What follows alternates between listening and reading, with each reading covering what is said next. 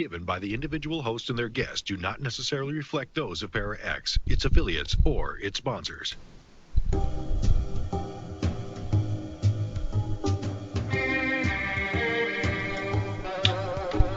Step outside of your comfort zone.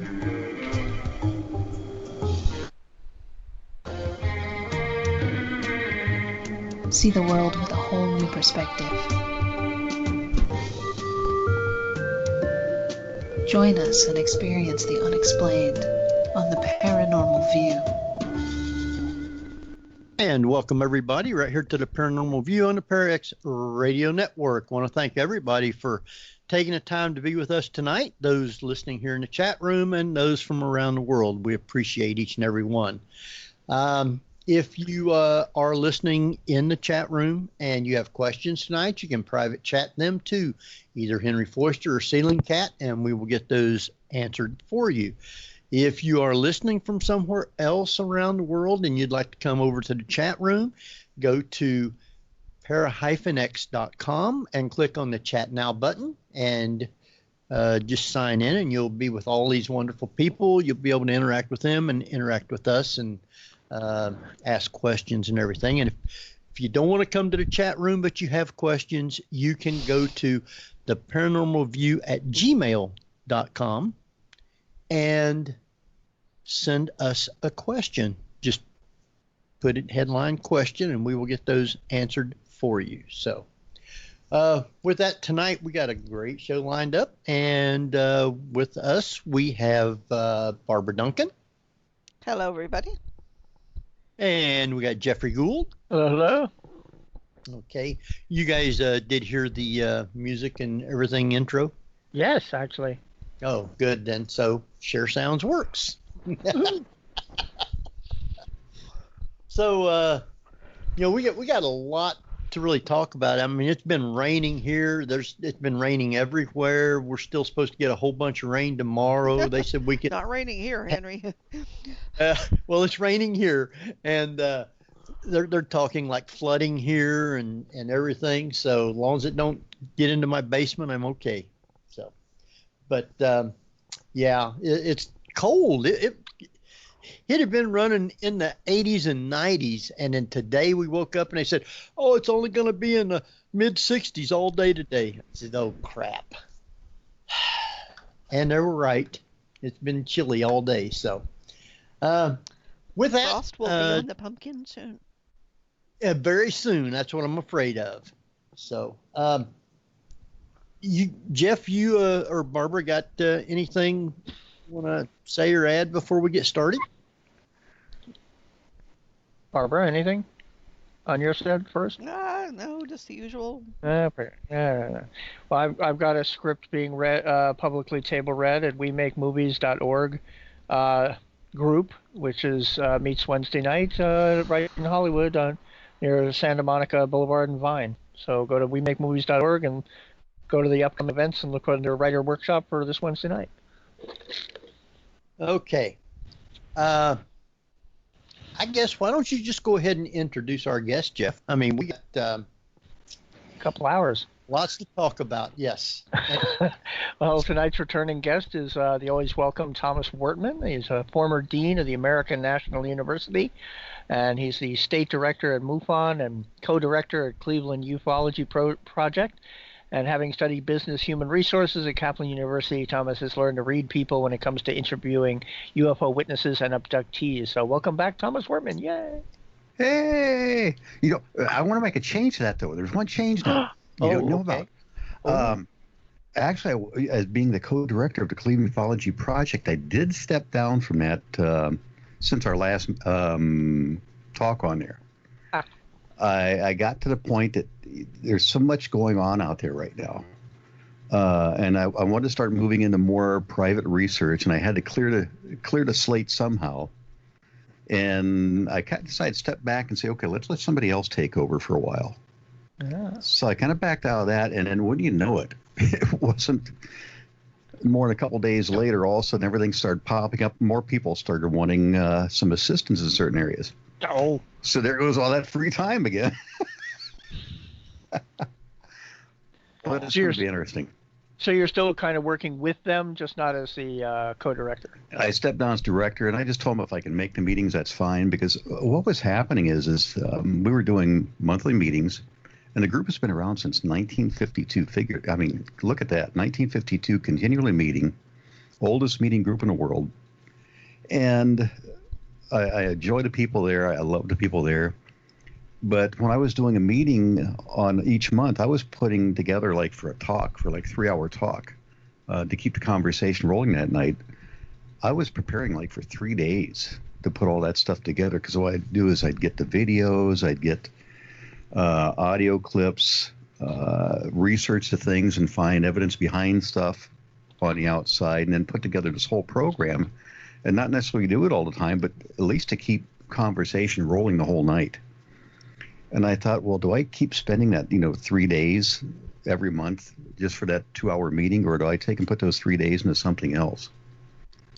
So that's why I decided to go for something a little bit different. Yeah. Now, if you get a chance and you find Thomas going to be speaking somewhere, I advise to go listen to him. Very good. I went to Columbus and got to listen to one of his talks, and interesting. Did you get a photo together? I took some on the phone. Well, that's kind of what I meant, yeah. Uh-huh.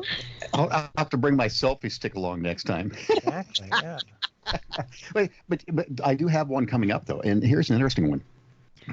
About 5, going on 6 years ago, something like that, the Richland County Astronomical Society contacted me and say, hey, would you come down and talk about UFOs? I'm like, wait a minute, this is an astronomy group and they're inviting me in? I mean, sometimes there's the feeling between the two different groups that, okay, you're looking for UFOs, we're looking at space. And even though a lot of people think that they're looking for something in common, there's kind of a separation between those two fields on there.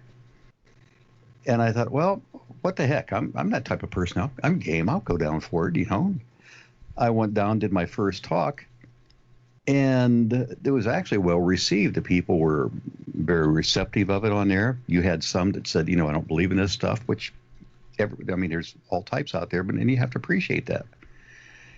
But I had several people come up afterwards saying, hey, when I was out watching the stars one night, let me tell you what I saw. And they were talking about their own experiences on there, UFO related. And it's been going on 6 years now. I've been doing a talk every year. As a matter of fact, one night we even had, 70 people show up for a talk in an astronomy group. And they've got what they call a star party coming up here shortly. It's going to be coming up in October, somewhere right around weekend of October 12th, 13th, somewhere in there. And I'm going to be speaking on a Friday night. And then that whole weekend, they're going to have events, including having the observatory open for anybody who wants to come.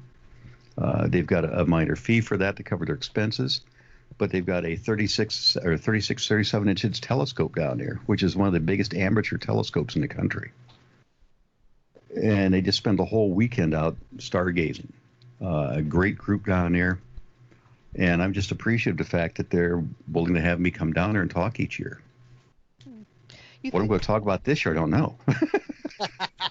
You'd think with the modern digital cameras and what have you, most of the astronomers would be hooking up their digital cameras to their telescopes. Yeah. A number of them do. Matter of fact, I was actually hoping to win one because they had a raffle down there. And I'm like, hey, I could use that, to put on mine. But there's even, in this case, Barbara, a kind of like an app you can get for your computer that you can take like your own Logitech camera, have it aimed out the window at the sky, and if it detects motion, it records it. Wow.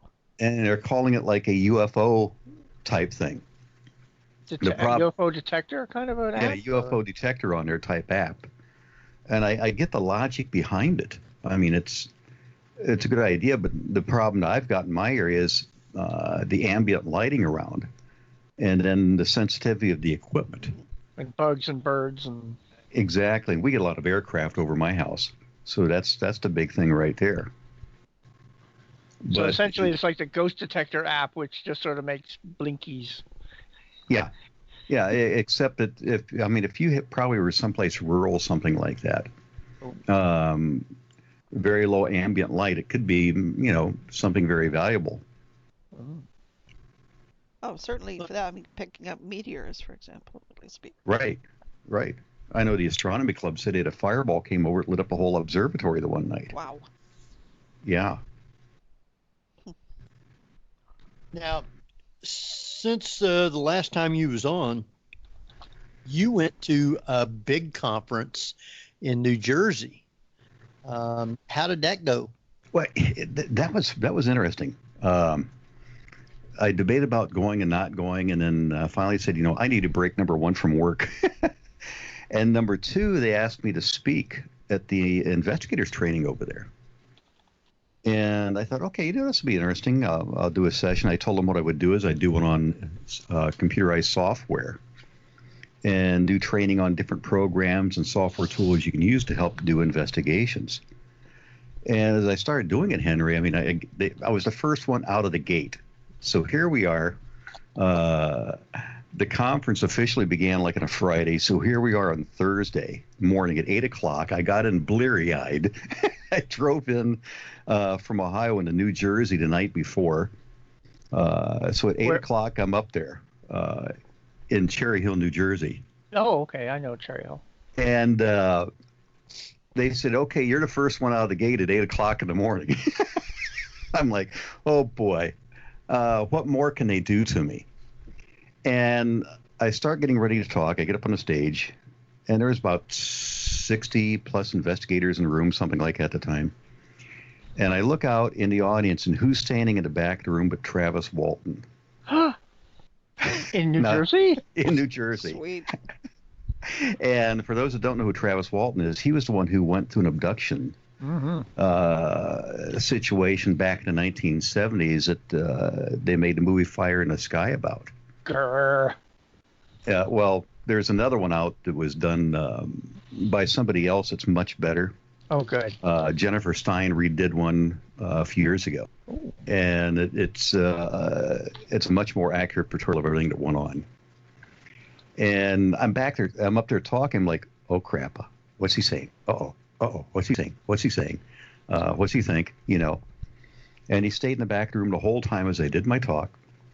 And we had anywhere from beginning investigators to senior investigators who've been doing this a long time. I'm like, boy, I hope this goes good, because I didn't want to admit that I procrastinated for one of the first times in my life and waited till like 2 days before the conference to put my program together.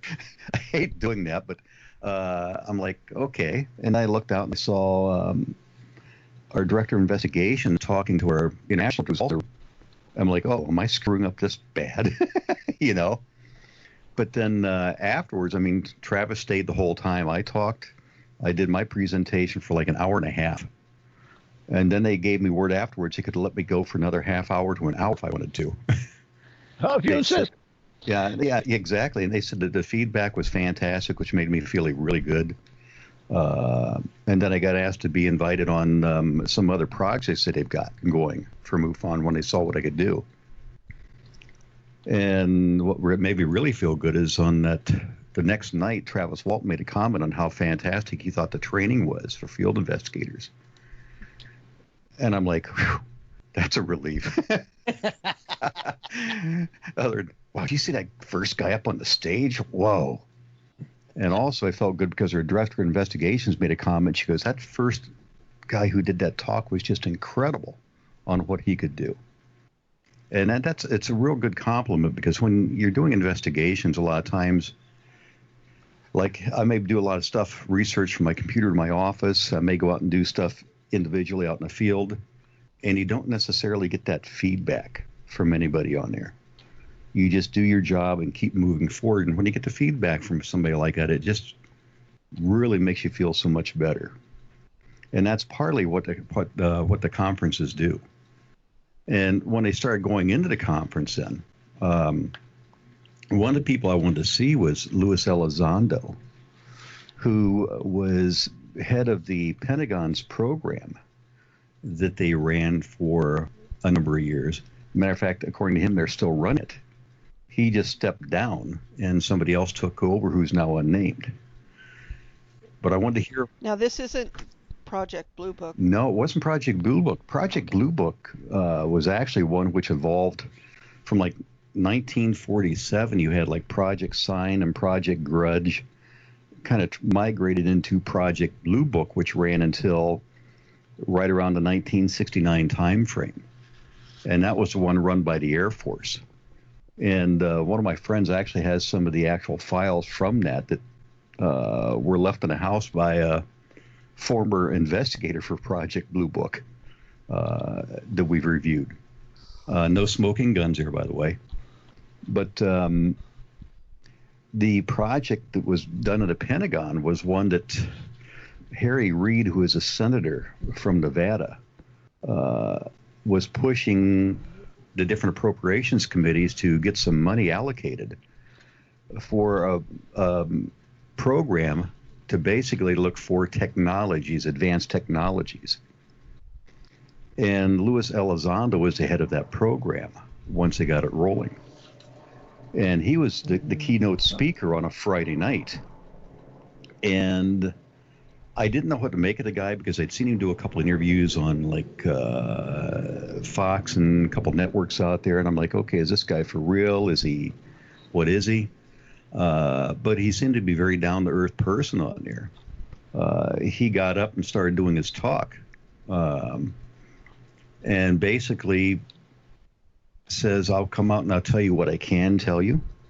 But he says you have to appreciate the fact that if it's something is classified, if something falls in the nature of certain things I can't talk about, I won't. But he says, I'll give you my perspective on what I did while I was there. And that's exactly what he did. He came out and basically, he said to begin with, he says he was called into a location and interviewed multiple times by various personnel. And after the interviews, he didn't really know. Oops, there's my dog. Oh. Maybe he seen something. Yeah, he didn't really. That's not one from my house. No, that's mine. One of mine. But anyway, she's not happy right now. But anyway, he said he was interviewed and he didn't really know what was going on. And then after like several interviews, they said, okay, you're obviously the person for this position. And he's like, like what position? Well, a program we're going to be running. And that program is, well, they couldn't really give an idea what the program really was, because I don't think they had a true vision of what they were going to do with it at that time. Because what they were doing was basically getting videos and all this other materials that they were going to start reviewing. And most everything at that time was internal, the way I understood it. That they were getting things in from different branches of the military, different other avenues on there. And they wanted somebody to head a program to review that material because they were looking at things that they could not explain.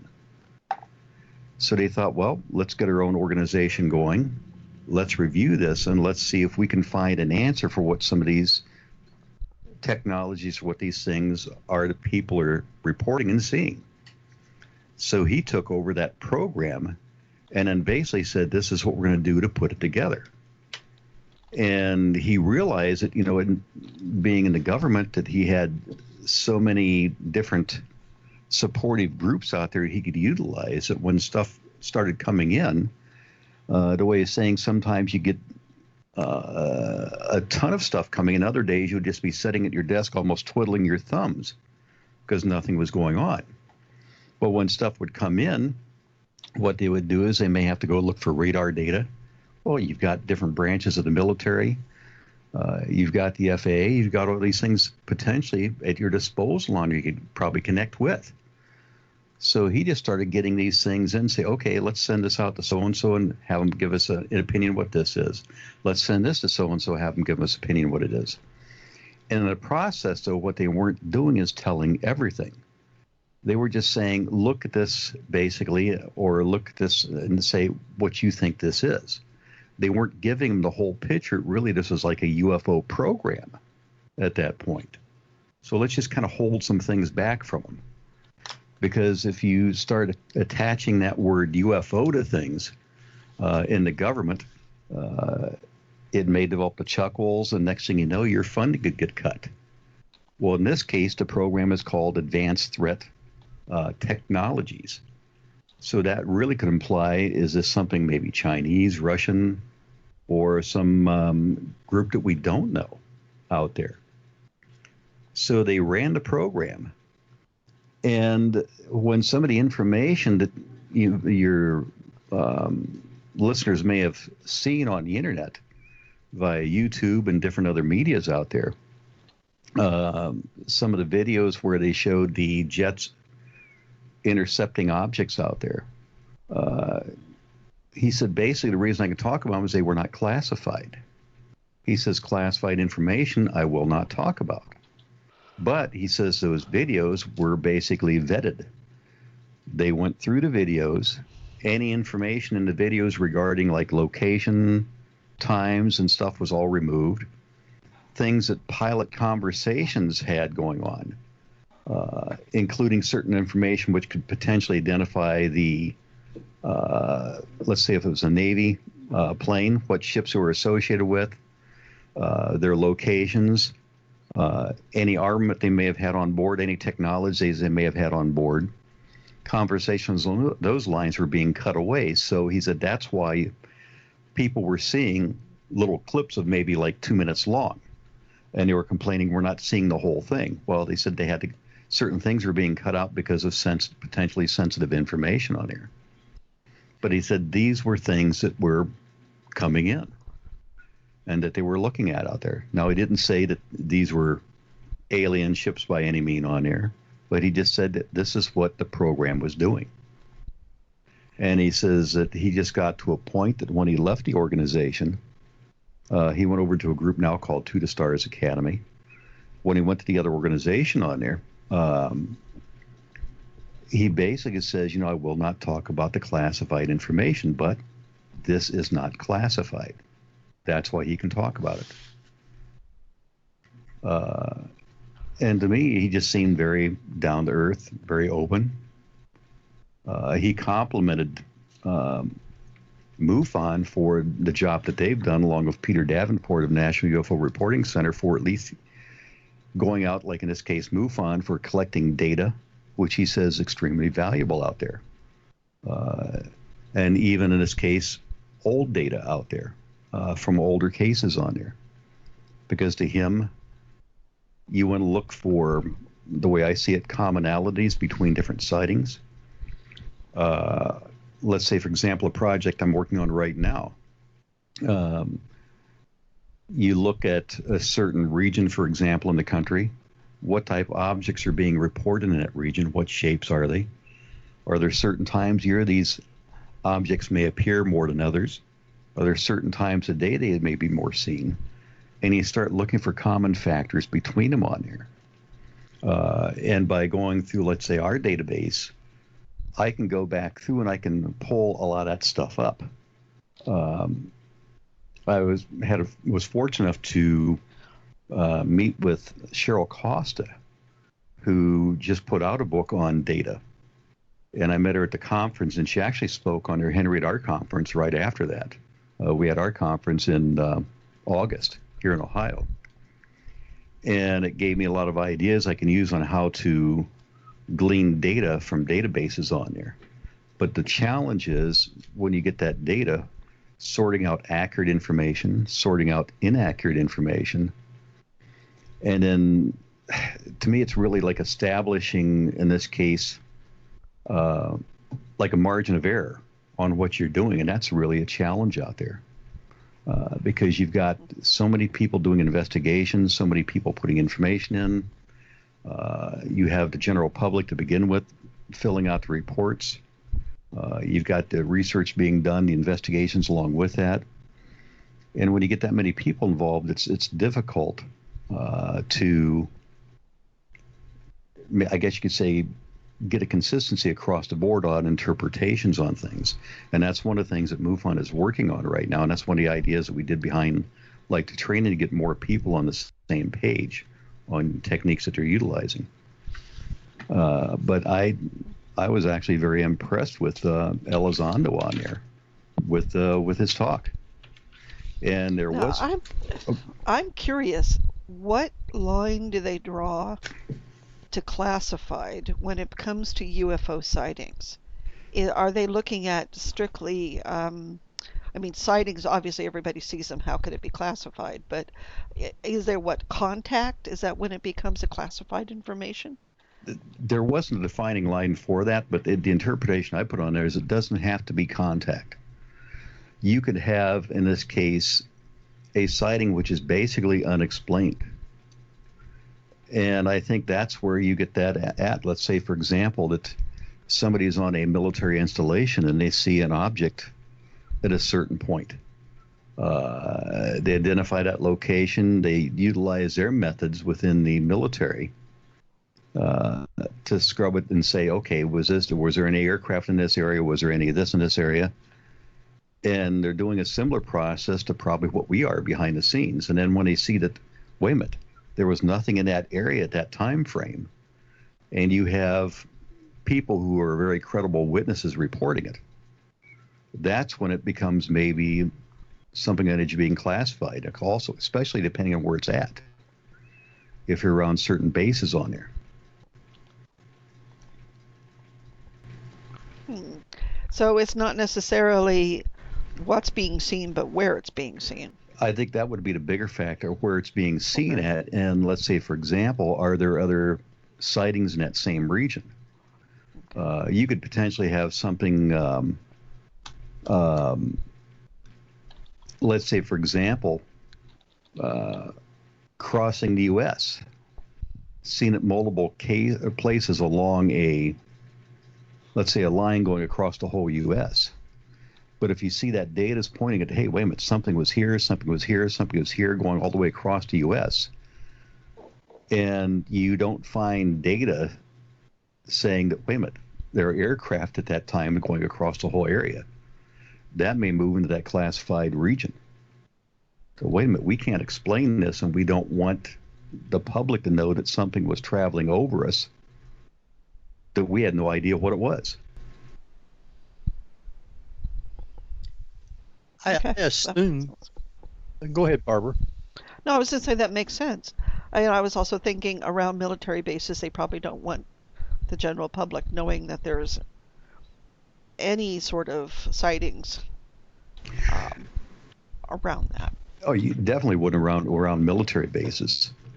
And like in an area like Area 51 or some place like that, they may actually even play it up sometimes, just to develop more of a mystique, even if it wasn't anything.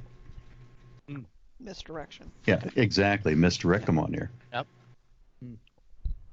I mean, to me, I've thought for years that Area 51 is predominantly military. And if you're going to do something, you have everybody looking at this spot and you're actually doing it someplace else. Yep. Highly credible. Yep. Mm-hmm. Let them keep looking at Area 51.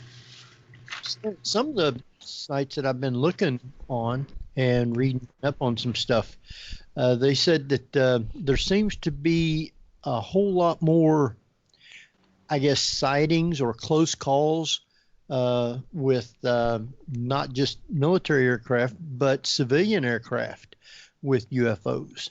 There seems to be a lot more of that's not really publicized. You know, I've done some research on some reports that came out around a few different ones on there.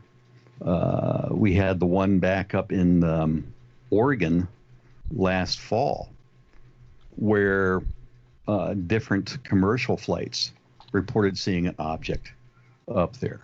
There was another one out in the Arizona region where a couple different flights also reported an object, and they were even one of the aircraft was even asked by air traffic control if they saw anything unusual in that region. Now, how you'd feel, Henry, if I was that pilot and they're saying, is there anything unusual about 10,000 feet above you right now? Yeah, that's that one that I did, Look up. last time he was on, we played that episode. Right. Yeah. And, you know, there is more of that, it seems like, coming out now. Whether it's just some more pilots opening up about what they're seeing up there, I don't know. But then also you've got some more unusual things going on too. You've got Google with their balloons out there now. True. And about, wasn't a month ago, I think I was researching it, and the balloons were actually out around the area, I think, of the wildfires out west. And they're probably using them for communication with people out there. Oh. But they may get some unusual accounts for that. But to me, I would love to sit down and talk to some pilots and hear their stories. I wonder how hard it is to distinguish something. I mean, if it's a weather balloon or something like that, how many times would they make a mistake and say that it's something else other than a weather balloon? You know, I don't know. Again, that goes back to a degree of error, because an individual I talked to, I don't know, it was 5 years ago, something like that, was a commercial airline pilot, and everybody can make mistakes.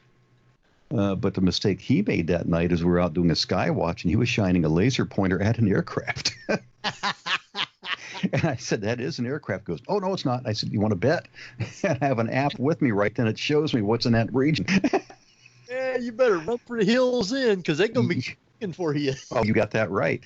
Well, he didn't believe me, but I know exactly what I was looking at. But anybody can make mistakes on there. And you figure that when they're traveling, I mean, even though they may have their planes on autopilot or whatever, there's still a lot of distractions inside the cockpit as they're flying on there. So many instruments they have to watch. And they may not notice something, or it could be one of those things by the time they see it. I mean, you figure that they're traveling 500 miles an hour for a lot of commercial airliners. And what are they, about upper 20-some, 30,000 feet? Oh, yeah. And they're going to be going by it potentially very quick, you know. So they may not get that much of a chance to see anything on there.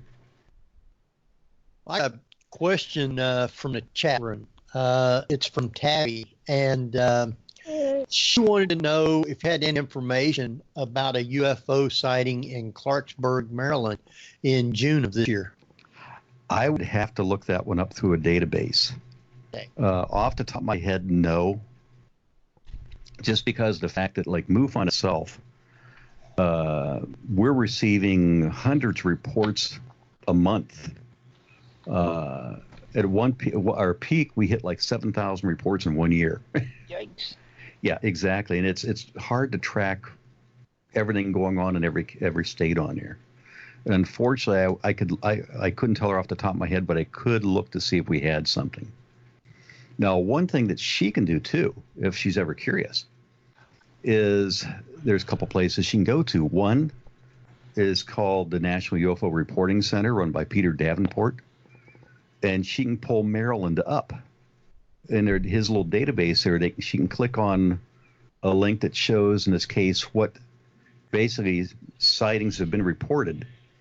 She can go to her own state, and it has a history going backwards of all these sightings that have occurred. Now, it's not always up to date to the exact day. It could be running maybe up to 30 days behind, because Peter Davenport does it, I think, mostly all himself, which is a tremendous job. But that's one place you can look immediately on there. Also, she can go into like UFOstalker.com, and she can go back to her region of the country there. And it goes back, and you can even view a degree of a history about sightings which have been seen. And it goes from really the most recent sightings on there. Those are a couple I use myself when I'm doing stuff out here.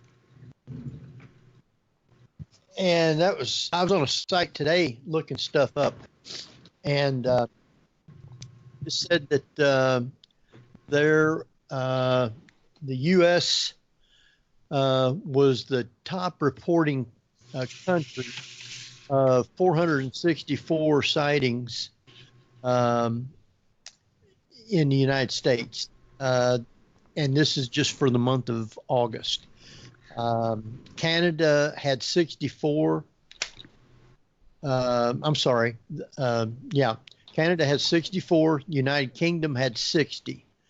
The 4 leading report states in June were Texas, 40 reports, California 36, Florida 33, Colorado 23, and other states with 10 or more reports included Pennsylvania, Ohio, and New York with 20, Illinois with 18, Michigan with 17, New Jersey 15, Missouri 14, Indiana and North Carolina 13, Oregon and Washington 12, and Nevada 10. So it's been an active last month or so. Oh, it's pretty much consistent that way too, Henry. Because the number I was going to approximately guess was right around 400 probably came in last month off the top of my head. But those numbers are pretty consistent. And when you're looking at California and Texas, you've got a couple of the biggest states right there. In this case, especially California, with a higher population. They're pretty much always leading the pack in the number of reports coming in each month. And that's fascinating because the light pollution out here is so high that it's impossible to see a lot of the night sky anyway. So this would have to be pretty darn bright. It'd have to be pretty bright. And I don't get a chance to review all those. But certain times I will be involved in projects where we'll go back and review certain areas of the country on there. And like you say, Colorado is one that you'd think, wait a minute, that high in number of reports? Yes, they do. So there's some states that just kind of jump out at you. Now, Florida to me is not unexpected at all because, again, there you've got a higher population again. And then also if the weather conditions down there, it's going to be more people are going to be out more of the time in that state. Could it also be because that's where we're shooting rockets off of? That happens too. And there's been a number of videos on the internet that sometimes individuals really love to build up as being something spectacular. You'll see this thing going up and kind of like this big spiral coming out. And it's actually from a missile launch. There was one over off of like an area of Denmark, Sweden, someplace in that area over there, Finland, that made a lot of media. And what was happening is basically a Russian submarine was off the coast and launched a missile that they had some issues with on there. And it created that weird spiral in the sky. And there's also one out at your way, Barbara, in California that was launched off the coast that brought a lot of attention a couple of years ago. That big teardrop one? I'm pretty sure it was one of the big teardrop one out there. Yeah. And that does happen the same with down in Florida when they've got a night launch. Especially, I think, if you've got somebody who's the tourist down there who's not really familiar with those things going on, and they just see this big bright and light in the sky and don't really associate, Cape Canaveral being down here, Well, what's cool nowadays, of course, like every other person has a cell phone. And so they were taking pictures of like the teardrop, quote, launch, unquote. And a lot of these news, even the networks are saying, hey, if you've got video, let's see it. And, that helps them. They've sort of like got free cub reporters out there. So they were reporting it on the news. So it's getting tougher if anything's going to be covered up anymore. If something really big happens, we already see it, and then the government has to kind of scramble to figure out how to spin it. Exactly. And I think that's what's going to be the case one of these days. They're going to get back to the wall where they can't cover up something. Something happens out in the open so much that you've got potentially media, individuals, cameras out there filming this, and it's going to be hard to cover it all up and make it go away. About like one lands on the lawn to the White House. Oh, we could only hope. I had to put that in there. Hopefully they just look like Michael Rennie. Please take our leader. Well, either that or like in the movie Mars Attacks. Wow. When Jack Nicholson was the president. That was hysterical. Oh, that was good. I love that one. They blew up Congress. One more thing I want to add on that, Luis Elizondo, is not only did I have Travis Walton in my room, but he had a Kodak moment himself. He accepted questions and answers from the audience. And the very last person to stand up, ask a question was Travis Walton. Oh, wow. And he recognized him and goes, I think I have to go to the bathroom right now. But actually, Travis did compliment him on the work he did. But the thing he did do is come out and say he was disappointed that so many people asked questions that in a direction that Elizondo couldn't answer, rather than going after something that he could. I think a lot of people were trying to think maybe mine will be the one question that can slip through, and I'll trip him up. Trick him.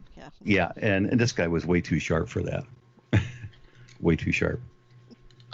Wow. I think what we're going to do is take us a quick break. We've run over a little bit, so I don't mind. And yes, it's going to be a short one because we got lots to talk about, and hope everybody is enjoying the show. So I'm going to let Jeff take us out, and then we will be back. Okay, well, you're listening to the Paranormal View on para-x.com with your hosts Henry Foister, Ceiling Cat Barbara Duncan, and myself, Jeffrey Gould, and tonight's always wonderful and excellent return guest, Thomas Wertman. So stay tuned for more of the Paranormal View after the break. Whether you're listening at home, at work, or anywhere, thanks for making Para-X part of your day. Your source for everything paranormal, Para-X. And welcome back, everybody, right here to the Paranormal View on the Para-X Radio Network. I want to thank everybody for taking the time to be with us tonight, those listening here in the chat room and those listening. Whoa. And that wasn't mine. I'm 9. No. Guilty. His dog is making calls now. E.T.'s phoning home.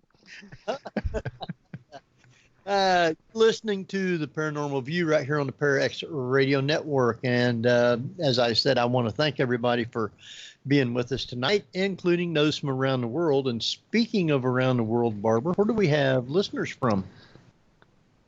Well, tonight they're listening in from the United States, the United Kingdom, Canada, Singapore, Australia, and our little friend unknown is back. Yeah, that's because we got Thomas on. Yeah. Well, tonight we got with us Barbara Duncan. I'm still here. And Jeffrey Gould. Hello. And we got our guest, Thomas Wertman. We might as well just make him an honorary member of the team. Co-host. Yeah, really. Hey, that's fine. Yeah, I always love it when I see one of your messages pop up, Henry. Oh, they must not have anybody. No, I'm thinking when I see your message pop, I'm like, okay, what Saturday night is this I'm doing now? But I enjoy it, though. It's good. Of having you on. And speaking of that, I think it's November 1st and 2nd. Are you still planning on being down here for the paranormal event at Post Town? I'm going to do everything I can. Okay. My calendar's, my dance card, as I call it, is filling up quickly right now. But everything I can. I'm still hobbling around a little bit, but I'm getting better. Well, you'll like this place. It's an excellent little place, you might say. Plus, you're only about 15 minutes from my house. Oh, that's not bad then. 20, But are you supposed to be a speaker at the event? I have to look at my calendar. That's how bad it's getting right now. I didn't think Post Town Elementary had many UFO issues there, Henry. Well, it's a big event that they're so. Yeah, there's people from everywhere. I believe they've got like 40 or 50 people lined up to be there. People with tables and people that's going to talk and stuff. So. Well, here brings up a really interesting idea. And that is, Thomas, do you think that an abduction experience makes people more open to the paranormal? I mean, is there something going on with the testing the abduction which actually lowers people's filters to paranormal activity? You know, I've been wondering that, and that was one of the theories. I know why Henry's bugging me to come down, that I want to test out myself on there. Because we've talked about in the past, I have had some experiences that I don't come out and claim I've been abducted, but I've got experiences I just can't explain 100%. It's experiences that did they really happen? Did they not happen? Is it something I'm creating? I guess maybe the only one who can give me the answer is the aliens, if that's the case. But I would like to see more of a connection that way, and organizations like MUFON are opening up more towards exploring possibilities out there of connections with the paranormal, and if an experience like this does have a connection on there. Because they're even reaching out now to the cryptozoology side that they weren't into before. So they're starting to explore more avenues. Well, it makes me kind of wondered if you think that there's more sensitivity to, say, electrical or magnetic fields because of this. I've sensed things myself when I've been around certain areas. Like one that just blew my mind was I was doing an investigation for a UFO in a older century type home, and I don't know why, Barbara, but my whole body lit up every time I walked through one room in a house. Now, this woman to begin with had 40 dogs in her house, I think it was. A couple out back and like 40 dogs in her house, and this poor little poodle was following me around the house like crazy, like, take me home, get me out of here. But as I'm walking through this room, my whole body felt almost electric is the best way to describe it. And we got to the point that, we're in the room and I'm looking around. She goes, "Oh, I just want to tell you that this room that we're in," she goes, "that mirror that you're standing in front of, which was like an old dresser, that she didn't know the history of, it had been in the house as long as she'd known. She goes, I see like an apparition in that mirror. It's a dark, shadowy figure." And she goes, "I see it off and on." And I said, "Do you see it anywhere else?" She goes, "No, only in that mirror." And that was every time I walked by where that mirror was at, that's when I kind of lit up. And that's why I'm really curious myself to see personally, so I can speak firsthand. Is there a connection between the two fields on there? Or I think if there is one. Well, they often say that mirrors can be portals, and it makes me wonder, in this case, if that's the sensitivity to it is that. Well, I know there's certain times I do feel more sensitive to things out there. I'd always wanted to go back to one of our family houses because my mother and my sister were sensitive to things, and they'd never had any encounters that they know of on there. But I remember they were seeing, in this case, like my grandmother in her house after she passed away, and they both saw her at the same time. It wasn't like one saw her and the other one didn't. No, both saw her at the same time. And then the same with my grandfather. Didn't see him, but his chair was moving back and forth all by itself in the house. And it was like one of those big old heavy recliner rockers on there. So I'd love to go into some places like that and see firsthand. Is there a connection? Now, when you investigate crop circles, correct? Yes, I do. And matter of fact, we had a speaker at our Ohio conference who was outstanding, Jeff Wilson, who did a whole talk, 90-minute talk on crop circle investigations. And one of the crop circles he did here in Ohio, I was part of the team that helped investigate it. And that was down in Hopewell, Ohio, back in, I think it was 2012, right around September 20th.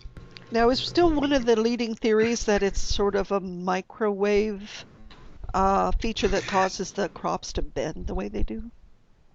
That was the impression, because when they took the corn stalks from that field, the scientist that was alive at that time, his name was Levengood. When he analyzed the stalks that they'd taken to him, he said it appeared that they'd blown out from the inside, almost like steam had generated, like a microwave radiation. And the stalks were bent at a 90, and some were bent not only at a 90, but a second 90-degree angle right past that. And this was in 5 acres of corn. And this was just an incredible picture.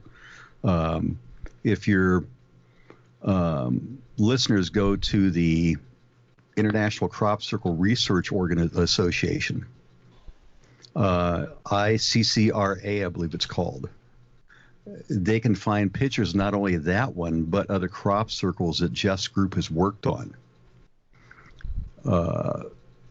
We were actually laughing last weekend or a couple weekends ago when we had our conference that there was one that they went down and did like in North Carolina. Part of the team went to North Carolina. Part of the team went out to like Iowa.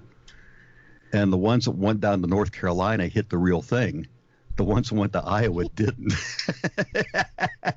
So needless to say, there was a lot of joking and kidding going on that, hey, how was your trip to Iowa? But when you really see something like that in corn, it's not like two guys like Bob and Dave get a board out and bend the corn stalks over. You just can't do that. If anybody's ever been around corn, no, you can't. Corn stalks are way too hard. Well, plus, if you're using microwave on corn, you just get popcorn. And when you're looking, and when you're looking at a field 400 feet across, roughly, is the pattern, and it's in a spiral pattern. Forever. It's just incredible. Oh yeah. It would take forever. And the only thing we found out there was there's this plastic device that had an LED on it that was right around the middle circle. And I went into Amazon and started looking around on Amazon. I actually found out what it was. There was a device that you could actually put around your neck that had a compass on it with an LED little beacon. And I think what happened is somebody came in the night before, which we found a path going into that crop circle from the night before. And they were actually trying to get information, pictures, and other stuff out there while nobody was around. It wasn't that they added anything. It was just that they were trying to maybe document stuff on their own for some reason. But how would they know the circle was there? Well, that's an interesting. Sometimes we don't get an exact story because when we went down to do that investigation, I got down there at like 5 a.m, something like that, down at Hopewell, and we met at a park, maybe 3 to 5 miles away from where the circle was, and a reporter showed up because evidently he found out we're even meeting there. And he says, I'd like to go along and photograph that if I could. And Jeff was every bit like I would have been. No, you're not part of the team. We're doing an investigation. We'll give you information when we're done, But he wanted to get in right away to make a news story. But it's like, how did he find out about that? But the picture itself, there was a video a friend of mine discovered less than a week before that on YouTube. It was taken from an aircraft. And he sent the link to the video to Jeff, and Jeff identified where that area was and was able to track the farmers and stuff down within a few days and get into that field, which is an impressive job itself. Now, Jeff is the one you was telling me about the crop circles? Yes. And you have contact info on him? I can get you that, yes. I can forward that to you, Henry. Because I tried to find him, and I couldn't find contact info or anything. So he can be difficult to get a hold of on there.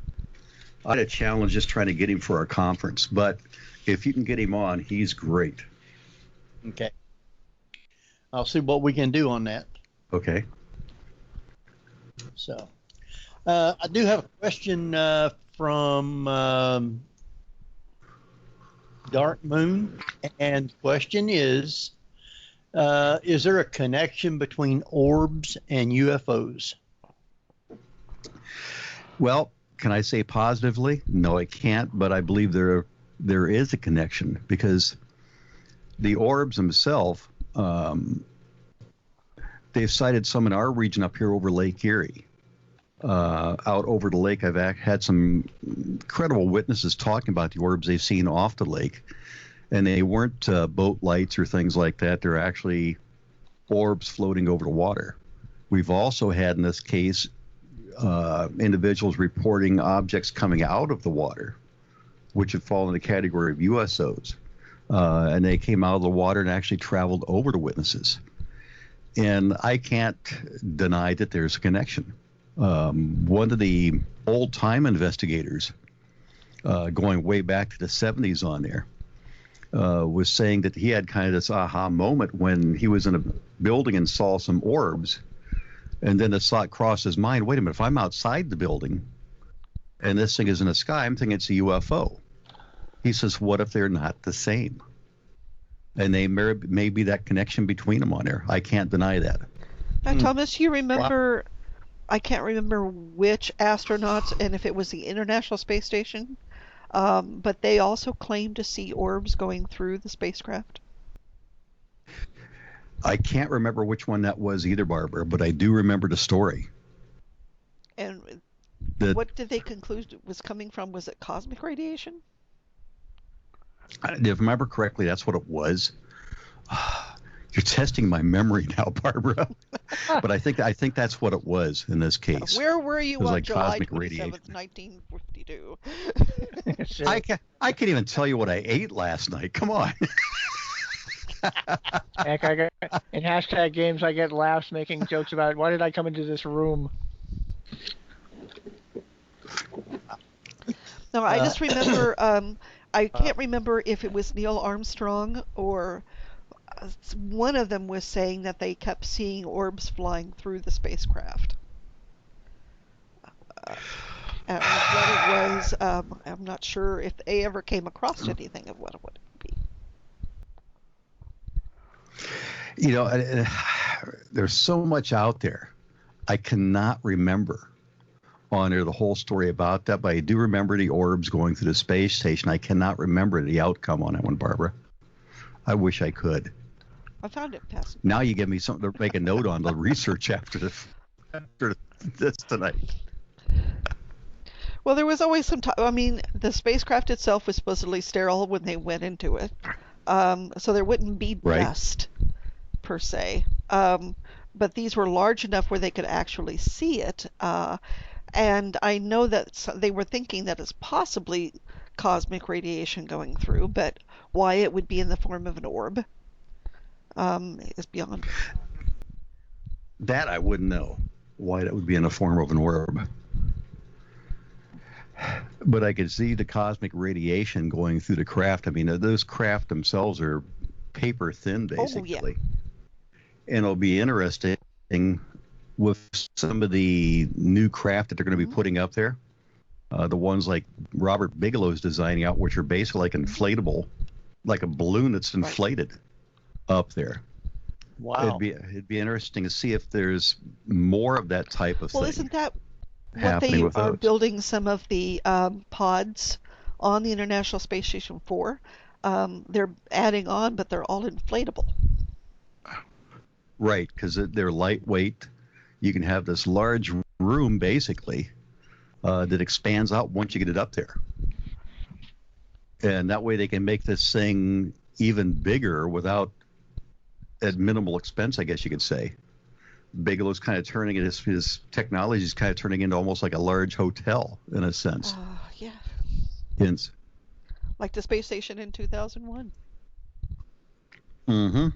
Well, now, isn't there a lot of space junk supposed to be flying through the air up there? If those things are only paper thin, aren't they afraid something might strike it? That would be one of my concerns if I was up there. That really would be. I mean, because there's so much junk, and there's a couple websites you can go into that you can actually look at the satellites that's up there. frightening. It's Exactly. That's the best way to describe it. It's completely frightening when you see how much is hovering above us. I don't think gray tape would work very well. No. Well, then too, even certain things like some research I did, Barbara, before our conference that we had over in New Jersey. Iridium flare satellites are these satellites which have these huge panels on them that when they turn the right angle at the right time of day, you see this mammoth flash in the sky in their direction. But it's the sun reflecting off the panels. They've brought several of them down to a different orbit because they're pretty much past their time, but they don't want to get rid of them. So now not only did you have something up there originally, you're bringing it down to a different orbit, changing where it's at, and then you're launching something else up there to take its place. And you've got so much junk up there, it's scary. And then what's to say that you didn't have a launch of a rocket and part of that rocket particles, the fragments are still up there that didn't come down. That's true. Yeah, and they're traveling at pretty good speed too, aren't they? Well, you figure when something is orbiting, off the top of my head, I think it's like 14,000 miles an hour. Something's orbiting around the Earth. Because it only takes roughly about an hour to make an orbit. Depending on the speed, yeah. Yeah. So, I mean, then the speed and the altitude it is. And also they're going to be launching things even higher with some of these newer telescopes that's coming out. They're going to be putting those out in higher orbits even.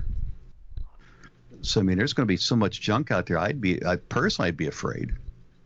But yet, if you think about all the years that the space station's been in existence, we haven't heard of any strikes on the station yet. Yeah. Yes. Yeah, being that. Or at least they haven't told us any. Exactly. Although, if you look at some of the pictures close, Henry, maybe you'll see some duct tape covering up some holes. Oh. Binds the galaxy together. That's right. The thing is that also these things are moving really fast, and a lot of them are small, so you don't even see them. And if you're on an EV suit, and it just goes right through you, like in the movie Gravity, you're like, why isn't Bob replying? And meanwhile, he's just got a hole through his entire body, and he's gone. Right. I was watching some old 1950s space movie the other day. Oh, great. Yes. It was on one of the free TV networks out there. Yeah. So I think it's one of these shows that only ran like one season, and that was it. And they featured a story about the rockets up in space, and here's the guy getting struck by the fragment. And I could just really picture that happening. Yeah. Oh, yeah. In his case, I mean, it just shows you how antiquated it was. They had time enough to get him back inside the ship before his blood boiled, And Of course. There you go. Well, they've indicated even if you had an evac suit that ruptured on Mars, you wouldn't do the whole total recall thing. I mean, not as bad as that. It would still be unpleasant and rather fatal, but it wouldn't be the whole inflating head thing, and bugging eyes and all that. That only happened to Arnold. Yeah. Well, and Ronnie Cox actually. That's right, Ronnie Cox too, right? That would be the first time Arnold's eyes bulged out, Before we go to another break, I got another quick little one here that I come up with today when I was looking around. The Miami Herald over the weekend made its endorsements in a local congressional race, an otherwise routine development that is making headlines for an odd reason. The candidate endorsed by the newspaper in the Republican primary not only believes in aliens, she claims to have been abducted by them. Well, she's about my vote. No way. I was reading that over right before the show, Henry, and I saw that came out maybe 4 weeks ago, something like that, 3 weeks ago. Oh, wow. I remember reading that story on there. She didn't do well in the program. And I'm thinking, I can kind of understand that. I mean, it's just think about probably not the platform to put on the banner. No, I'm not running under Democrat or Republican. I'm running under a real third party candidacy out there. The reticular party. That's right. When I saw it, I'm like, oh my, is she trying to do this as a long shot to get in? Something to get attention. Florida, right? Florida. Well, there you go. Mm-hmm. It's more prevalent now, though, because things like ghost hunting and UFOs and all that has come to the forefront even more, with so many people actually doing it and stuff like that, that you would think that she'd get a lot of support. Well, this one was a real test of what type of support you would get, I think. Yeah. An indication down there. That, I mean, even though it has changed a lot, the impression on there, because it's almost every couple days I look at certain networks, and they're putting out stories about new discoveries in space. Oh, yeah. And you see that changing, and you've got scientists coming out and saying in 20 years, we should have an answer if ET is there. I mean, that's a pretty bold prediction right there. Although just mathematically, it's kind of probable. Well, yeah, and Elizondo made a comment over there. He says, well, really, the Earth is like one giant UFO. What would people think that, the chances of us existing would be, Yeah, well, we're out in the boondocks in the galaxy. We're out in the backwater mega, I'm surprised anyone comes to visit at all, except we're like, well, it's kind of pretty. If they have a concept of beauty, obviously. Right. And I mean, we've got such a great Earth here, and with these things, but there's chances are, I mean, you look at the mathematical possibilities, there has to be life out there, period. Yeah. There's got to be. If you look at the planet and you look at if water is necessary for organic life as we know it, they're finding water now in more and more places. And that water probably wasn't on Earth but was brought here by a comet or a meteor, etc. That's right. One of the talks that they had when I was at the conference, somebody I was talking to was bringing that whole theory up that the water here came not from our natural Earth, but it was brought here by comets. All the impacts over so many millenniums on there. I mean, when I was back in school, I never gave that a thought. But now when I started hearing that whole subject, that whole talk, I'm like, wow. Well, if it got here that way, why can't it happen someplace else? Exactly. Yeah, like tetragrades. So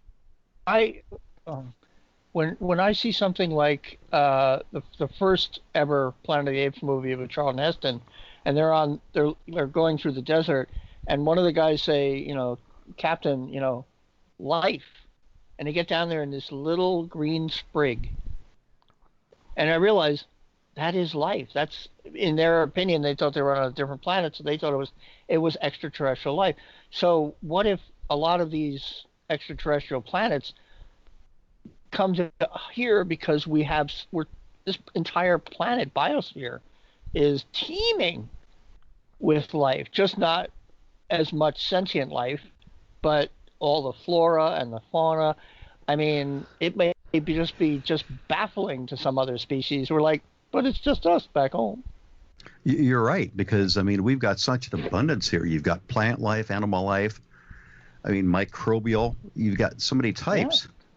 Yeah. And another world may be very limited on the variety on there. I mean, they may not have a plant life like what we have. Well, we find that, like I said, the tardigrades can live in. Oh, the tetragrades are so cute. Adorable, and they can live pretty much anywhere. And you can't kill them. Outer space, whatever. Yeah, you can't kill them. I wonder did they ever try a hammer? That'd be a little tiny for a hammer. Kind of overkill. Well, yeah, but Because usually all they do is like they subject it to like, pressure and temperature. I'm like, what about just the heel of a shoe? No, I mean, they're too cute. They are cute. Well, I think we're going to take our last break. We still got lots more to go over. I still got a whole page, and Barbara always has at least 2 or 3 pages, so I'm sure she has a lot too. Have to make Thomas talk a lot. That's all. So. Oh yeah, that's all right. And by the way, you were right. I am supposed to be down there at the conference. I apologize for not remembering that, but I'll tell you. I am booked on there also. I mean, I noticed. I saw the website, and there's your photo. Our pictures are side by side, by the way. Yes. Oh, I saw Henry. I should have looked for you. Okay. Right side by side. So, see you down there, and I'll talk to you more about that as it gets closer. But who knows? You might be able to come down. Like the day before or something. I can take you someplace. And do a little ghost hunt or something with you. Yeah, I'll have to work my work schedule out, but should be able to do that, no problem. Hey, no problem then. So anyway, we're going to take another quick little break, and if you do have questions, private chat them either to myself or Ceiling Cat, and we will get those answered. And if you're listening from somewhere else, you can send us a message to the paranormalview@gmail.com, and we will get those answered for you. So, Jeff, why don't you take us out? Yes, you're listening to Paranormal View on para-x.com with your host Henry Foister, Ceiling Cat Barbara Duncan, and myself, Jeffrey Gould, with tonight's wonderful guest, Thomas Wertman. Pardon me, I was choked to death apparently. So stay tuned for more of the Paranormal View after the break. Para-X Radio, programming for the open mind. And welcome back, everybody, right here to the Paranormal View on the Para-X Radio Network. I want to thank everybody for taking the time to be with us tonight. Hope you're enjoying the show. And those listening here and those listening from around the world, we appreciate each and every one of you. With that, we got Jeffrey Gould. Hello.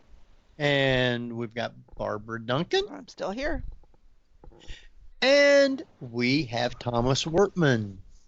It's still here, and that's my coffee machine in the background, too, in case you're wondering.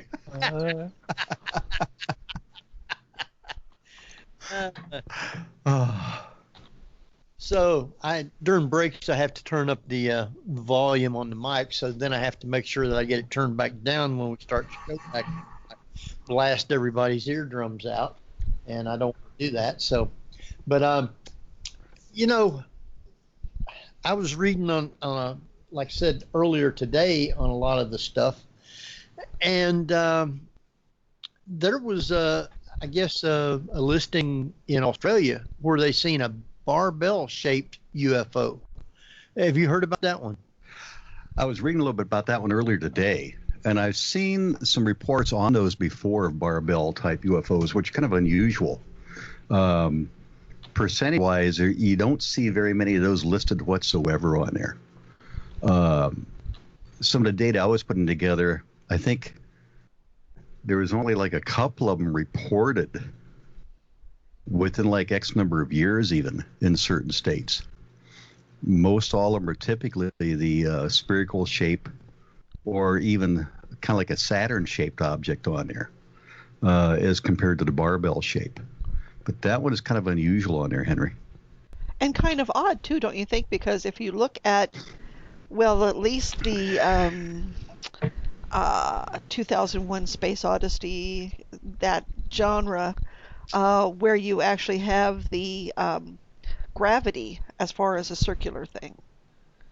Not as a barbell almost, but it's realistically could happen. Right. There was one I was trying to get some answers on. We had one here in Ohio going back, off the top of my head, in the 1980s on there. That was kind of reported almost like a barbell or two objects together. They looked like they were connected together.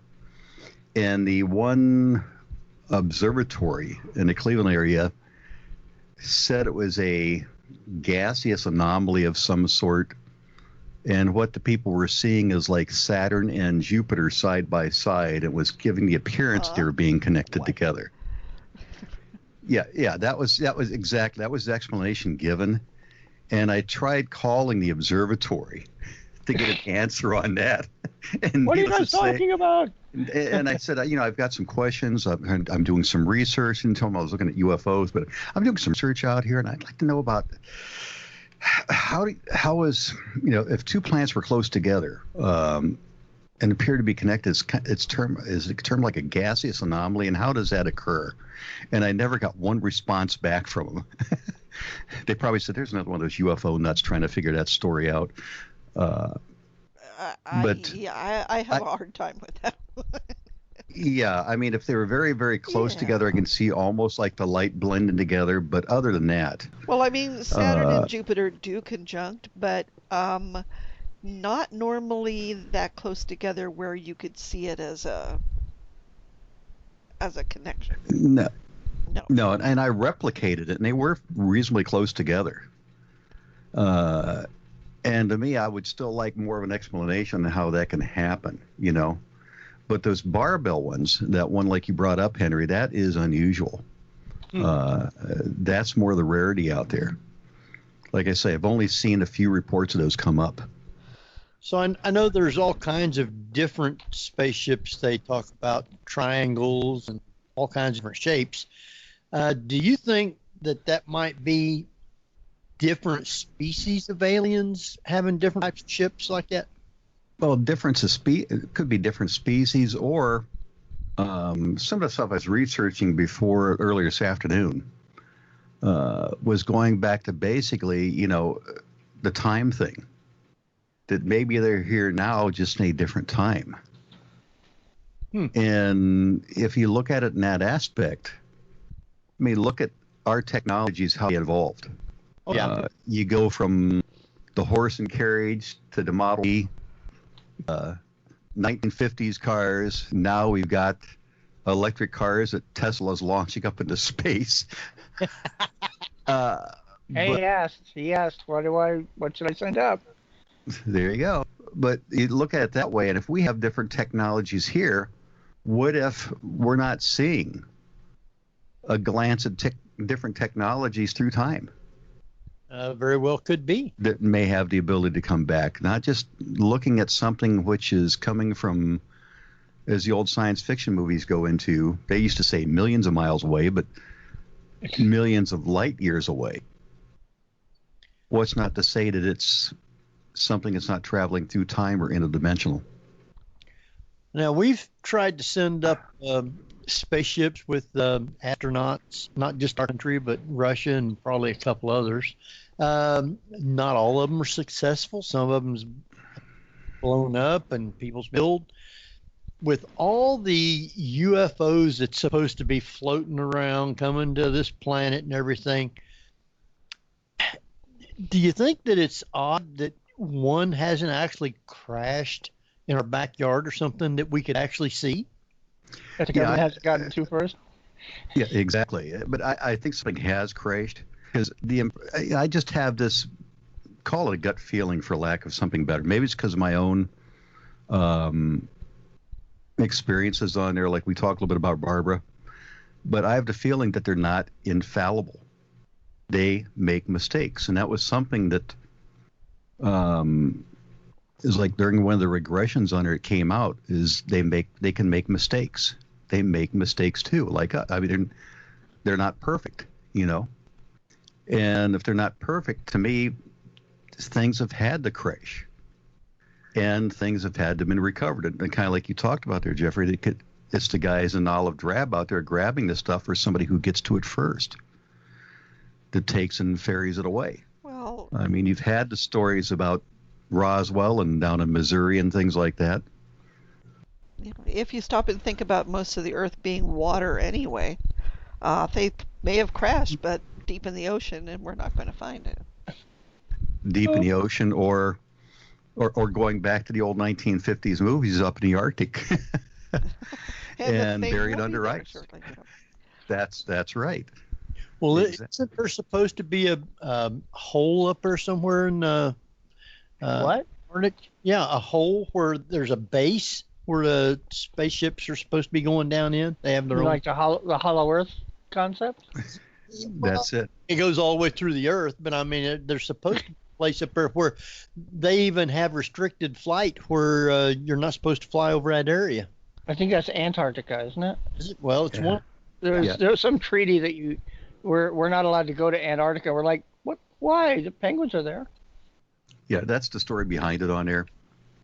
And that goes back to Admiral Byrd.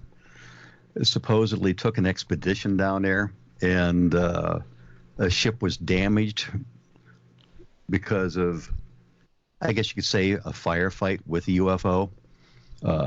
And basically, they were told to stay out and not come back By the aliens? by the aliens. And then it was like, what, a year or so ago that, what was it, Buzz Aldrin tried going down to some place, and there was problems, and they said that was a whole thing. It was in that same area again, and he had to come back. I don't know if I buy the whole story, because I've seen some of the things that they brought up, because part of it goes back to the Nazis. During World War II, we were trying to establish some bases around the Arctic. Right. And they were really claiming they were developing all these technologies, basically going into almost like a partnership with the aliens, in a sense, if that's possible. And Sorry for the whole shooting at you thing. yeah, and they showed pictures of some of the areas where they were at down there, and they're basically abandoned. Because, again, they found out, too, that weather was just so severe at that time frame, you couldn't do it, period. Wow. And I think some of those stories are big exaggerations, because I don't know how many books on it, Henry, that I haven't had a chance to read all of them, that really go off on the deep side of those type of stories on there. There's also been pictures circulating out there that here's this UFO over like a ship or something like that from that region, and it really wasn't the case on there. It was just a picture which somebody gave a unique spin on it that created that story on there. Now, Patsy wrote in the chat that it's McMurdo Station, Antarctica. That sounds right. I couldn't remember the name, but I remember reading about it. Okay. Yeah. Now, you was talking about UFOs underwater and That stuff. sounds right. I I couldn't remember the name, but I remember reading about it. in Cleveland, right close to the lake there. Is the lake deep enough for UFOs to have a base under the water there? You know, we had somebody come in and talk at one of our conferences about that they believe there are underground bases or underwater bases up there. Some of the areas on the lake are actually very shallow. One of my friends has a condo up around the Sandusky area, and you can actually wade out quite a ways before the water's going to get over my head, and I'm about 6'4". And you think of how far you'd have to go out or how deep that water would be to have a craft underwater that somebody wouldn't detect, somebody wouldn't hit with some of the different ships out there. Right. And some of the stories I'm seeing out there, I don't think they're that factual, because the lake is too shallow parts. When that wind whips up out there and the storms kick up, that lake can change more drastic than almost any of them because of its shallow depth across the whole lake. So I don't know if there's bases under that particular lake. I'd term it that way. Now, I'm not saying definitely that there's things not off of California where you've got deeper water out in that area, off like Catalina area potentially on there, down in the Caribbean, because you've got so many areas down there that to me would be much more plausible. Also, it's weather's a heck of a lot nicer too. But I know when I was down in the Caribbean and stuff down there diving, that was going to the back of my mind how many places down there had much deeper water and also extremely clear water, to me, which would be much better. than someplace like at the lakes on there. Years ago, if you think about it, he had so much potential pollution around the lakes and so forth on there. To me, I would be finding something of much fresher water, much more cleaner water and deeper water than what Lake Erie has overall. Now, there could be some places I'm not aware of up there that are much deeper on there. It may be more conducive, but Lake Erie in general is a much shallower lake. Well, has there been any recent sightings around Ohio that you've been investigating? Well, we had one that was one of those unique cases that popped up not too long ago. And a lot of times we get the proverbial lights in the sky, as they're generally called on there, where people are seeing lights from a distance. But occasionally we get these stories that pop up out of nowhere. And that happened back July 31st. An individual was down towards Mount Vernon, Ohio. And this is another scary thing out there too, Barbara. Sometimes people's geography is not that strong because on one of the websites they posted an alien was seen down by Mount Vernon, Ohio. And a person saying, Mount Vernon, Ohio, they're really messed up. Isn't that over by Washington, D.C.? I'm thinking, don't they know that other states can have the same name? City. And I'm like, okay, let's move on from this one. But the story came out that this individual was driving down a highway, Highway 13, if I remember correctly, and kind of comes around a turn, and all of a sudden, out of this cornfield comes this 7 to 8 foot tall, skinny figure that appeared to be kind of like a brownish to gray in color on there, that had extremely long, lanky arms and legs, but they said the feet and hands appeared much out of proportion to the rest of the body, like they were much larger on there. And that this creature, whatever it was, turned around and looked at him and had like black eyes. And it took only a few steps to get completely across this highway and disappear off into another field on there. Now, the individual who saw it, when he popped around the corner, his first thought was, oh, it's probably a deer, you know, because, I mean, it's that getting to be that time of year again, and we have tons of deer here in Ohio. And he did the double take, and he's like, wait a minute, that's not a deer. What am I really looking at? And the guy did have a background where he was in the service on there. He kind of regrouped his senses on there and said, okay, let's put all my facts together. And he reached out and contacted MUFON, because now MUFON is kind of branching out also into the cryptozoology side, because there may be relationships between not just UFOs, but creatures potentially like, let's say, a Bigfoot or something along those lines. Because, I mean, people are reporting unusual creatures occasionally around UFOs. So let's investigate that too. Well, then when they reached out to us, one of my head field investigators went out and did the research on it. And he went out to the site, talked to the witness on there, and the witness, he said, seemed credible. But the problem is when you go to look for the evidence in, a lot of times the evidence that we have is the individual's story. In this case, they couldn't find any tracks of any sort going through the fields on there. And you would have thought if there would have been a deer, there would have been deer tracks at least back in there if something had been going that fast through those fields. But they couldn't find any tracks whatsoever. So it's just one of those mysteries again. But that one, people picked up on that one real quick on here, Henry, because I had like 4 networks contact me in one morning, so I kind of locked the door of my office and I was doing interviews. You didn't hear this, but it was on company time. But they picked up on that because it was something unique and out of the ordinary. I even did an interview for a college newspaper the other day that called me up, and we talked about a half an hour about that whole story on there. It's one that we still haven't made a determination on what happened yet. It hasn't been closed 100%, But I can just tell you this is what they've kind of done in the process, and they'll continue to see if they can find any tracks or anything out there, but chances are unlikely now because of the weather we've had recently. Has that only been one reported sighting of it, or? Well, in Ohio, I was reaching out to some friends of mine, and they said that there had been several other states who'd reported seeing the same thing. Is that the thing you sent a picture to me?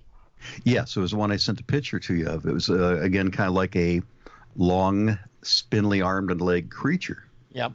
There were several down in West Virginia reported in that area.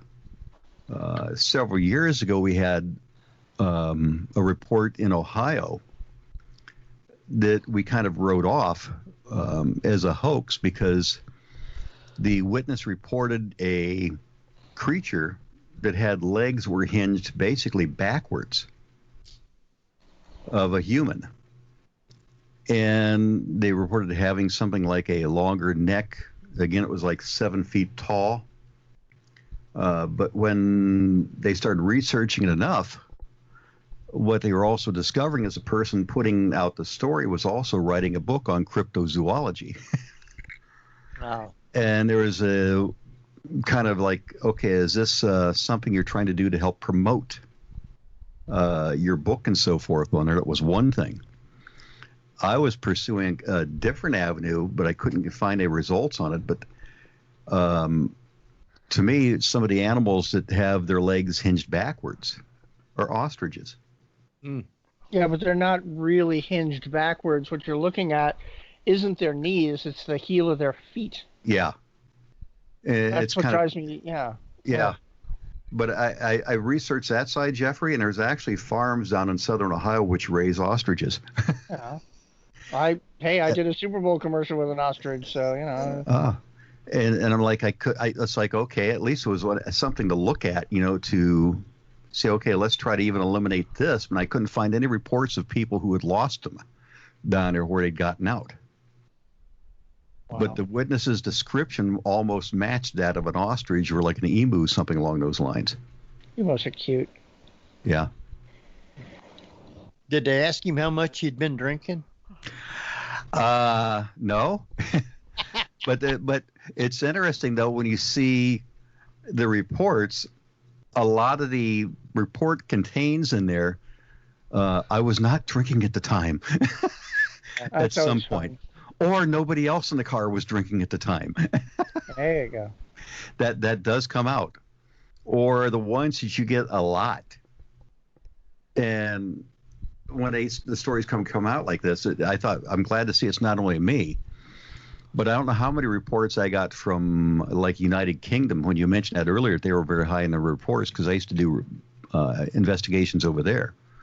The first line was, I went outside to smoke a cigarette. And it seemed like 50% of the people in England must have been smoking cigarettes based on those reports. Ew. We watched, we got that Brit box, and I've been watching a lot of the detective shows and stuff like that, the cop shows. And it seems like everybody is smoking over there in the shows. So. Oh. Yeah. You know, we had, matter of fact, it was at Cheryl Costa when she gave her talk a few weeks ago. She said the same thing, that she was reading over reports. It seemed like half the people said the same thing. I was outside smoking a cigarette, or they're outside walking their dog. One of the two things on there. Yeah, I one night when I was working in North Carolina, I was working midnight shift at General Electric, and I was out driving the forklift. And it was like I was driving along, I looked up, and all of a sudden it looked like a bright UFO right there. I got so scared I jumped off the forklift, and then come to find out it was one of the big street lights they had. So. Oh, man. And here goes the forklift knocking down the street light, right? Stolen, though. I had to come back on it. But, I mean, people, I guess, can look at something and right away their mind morphs into something else, you know, and you're thinking it's something else. You're right. I mean, it's some of the reports we see coming in the witness only sees it maybe like 5-10 seconds, very short flash. Yep. And it's your interpretation you put on it, because I've gotten pictures in where the witness shows this very unusual object up in the sky.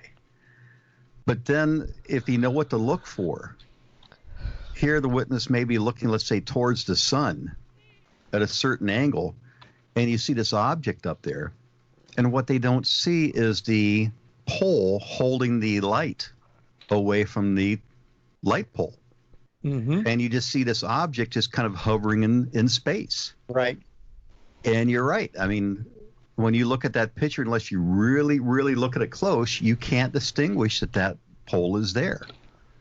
And it's easy to do that. I mean, I've gotten some classic ones, and I got one in from like out in Las Vegas area. This person sent me photographs that they were going down the road in their car, and they photographed these unusual objects. And what I look for in a report is some key things, like in their case, well, I didn't see this until I looked at the pictures later on. And when they looked at the pictures later on, that's when they saw the objects. Well, I went back and did my analysis on the photographs, and the objects they were seeing were not really a mile away like they thought. They were really closer to about 2 feet away, and there were bugs on the windshield. And it comes back from my background in photography, knowing in this case the depth of field and things like that on their camera, that when you looked at it, you look at where things are in focus at and where they're out of focus at. And the objects on the windshield, the camera at that point was focused on something, picking up something much closer and locking in on it. The objects farther away were more blurry. So it wasn't really far away. It was actually much closer. And when he looked at the photos really close, it was actually just bug splatters. and you hate to tell the witness that, because, I mean, they're being very honest in what, they think it is. Yeah. Also, people don't understand. Well, you can be really polite and just say, Go ahead. Go ahead, Jeff. I was just going to say, you could just be really polite and say, do you own a squeegee? Well, it's also the people don't understand the idea that you do have floaters in your eyes, and when you get to the bright light, it makes it even more pronounced, and you are going to see things. Right, and I've had some also where we picked up reflections off of the windshield, where somebody's inside the car, or for that matter, inside the house. I had some photos come in from Canada that this witness was showing objects over like a lake area at a distance, and you could see like these glowing orbs. And I'm looking at photographs, and all of a sudden I got the impression that they were not outside in their deck. They were actually inside their house photographing through patio windows out over their deck. And we emailed back and forth. I said, by chance, were you inside the house when you did that? Yes. I said, would you do me a favor and turn around and take a picture of the inside of your room? And here's like these 3 lights right behind them, And again, you hate to do that, but the thing is, you just have to, because you got to be honest with yourself. But then there's times that you've had some that you've gone down through the photographs, and you can't really explain it off that way. Oh, yeah. You just don't have the answer. I remember there's a lot of people saying that there's something behind the moon and it's the 10th planet, etc. And they take a picture of the moon, but what they don't realize is that a camera, unless you get the really ultra modern ones that are mirrorless, all have mirrors in there, and you're getting a reflection off of that. So you do see the reflection, and it's like a blue orb behind them. Right. And I don't know how many pictures we get, Barbara, somebody photographing directly either at the moon or at the sun. Ow. And when you get this photograph, they're seeing these orbs, and it's really coming from the light of the sun itself. It's not a second object in there. It's coming from the sun or from the moon. And I've even had a couple people send me pictures of the moon at night through clouds and claiming it's a UFO. Yeah. But that's the one thing I also like about modern technology. If they're using cell phones, it helps give me time and date, and then potentially GPS location and direction of view. Mm-hmm. So it makes it much more easier, because you've got some people who don't. I mean, they're trying to report things the way to remember it. I've had some who don't know directions very well. And when they think they're looking east, they're actually looking west. Yeah. I was going Oh, I home. get that all the time. I'll be literally thinking, which way do I have to go? And I have to literally picture the country for a second. I'm like, okay, I want to go that way. I was going home one night and from work, and there was trees around pretty much beside the road and over the road. And as I was driving down the road, I see these lights not too much higher than the trees. Through the trees, you could see them blinking and stuff, and there was no sound. Now, what in the world is that? I thought I was seeing another UFO until I got to a clearing to where I could actually see.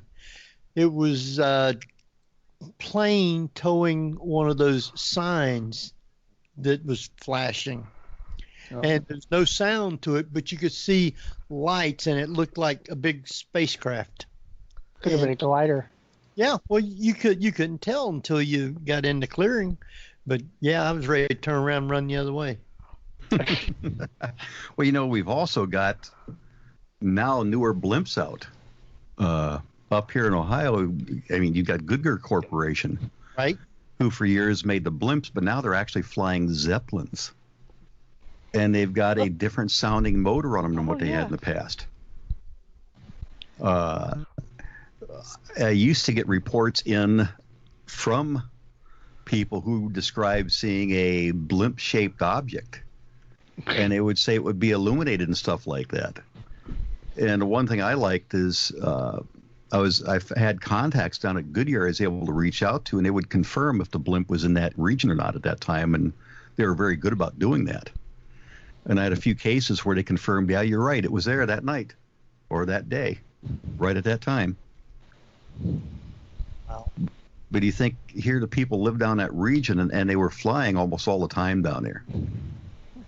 And they couldn't recognize a blimp at night, especially when it had Goodyear on the side of it. Okay, now here's a good question, because we have people in the paranormal. There's a group of people that want investigators to come in because they want to know that their house is haunted, to the point where they won't take "no, it isn't" for an answer.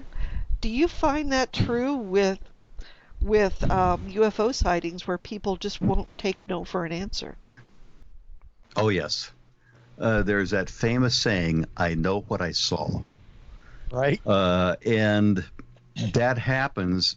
I mean, you mentioned Lake Erie earlier. I did investigations in March of like 2010, where I was freezing my little. Here, I'm from living in an area which is like former Polish community, so I call it. I'm freezing my keister off up here. It was extremely cold on the lake in March, and I'm going out there like 10, 11 nights in a row. And the witness keeps reporting objects every single night coming from the same direction, turning the exact same way with the exact same characteristics. And it made major media, major news, international news out there, that this guy was seeing UFOs and stuff. And all it was aircraft.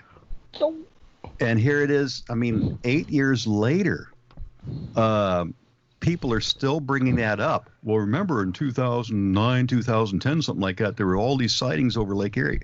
I know, I investigated them. And just so that you know, I said the person that was involved with the sightings was also involved in theater. Not to say anything bad about people in theater, Jeffrey. Yeah. But in this case, he was working as trying to get into stage at Playhouse Square Theaters here in Cleveland. And also I found out he just moved into an apartment like 2 months before from where he lived at before, and he had this great view over the lake that he never had before. So he was seeing things he hadn't seen before and had this association. And I think what happened was Once it started snowballing and the story started rolling, it started building. He couldn't get away from it at that point. But it's upsetting because certain times you'll have not a number of people, but some people out there that you know positively what they saw, and they will not buy into it no matter what you say. I mean, you could have the International Space Station land in their backyard. No, that wasn't it.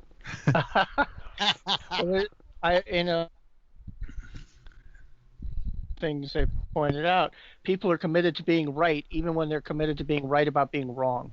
Right, and the worst case was one where I had to tell the witness he was looking at Venus.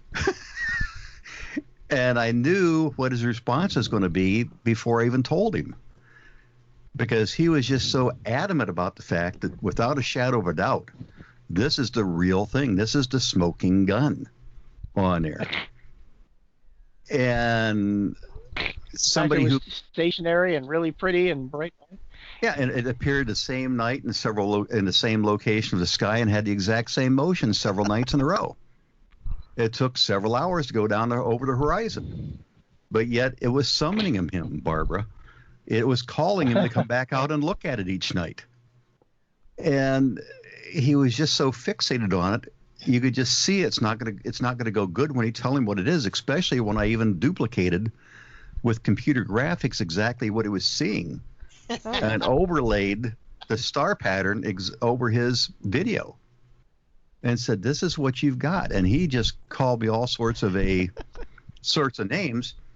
And the bad part was the person who said it was an incredible video that should be on a TV show was not a UFO researcher. He's actually an actor who was put on a UFO show. Oh. Uh-huh. Like a recreationist kind of actor, one of those? Exactly. It was that type of an actor on there where he appears to be an authority and he's really not. He's just an actor.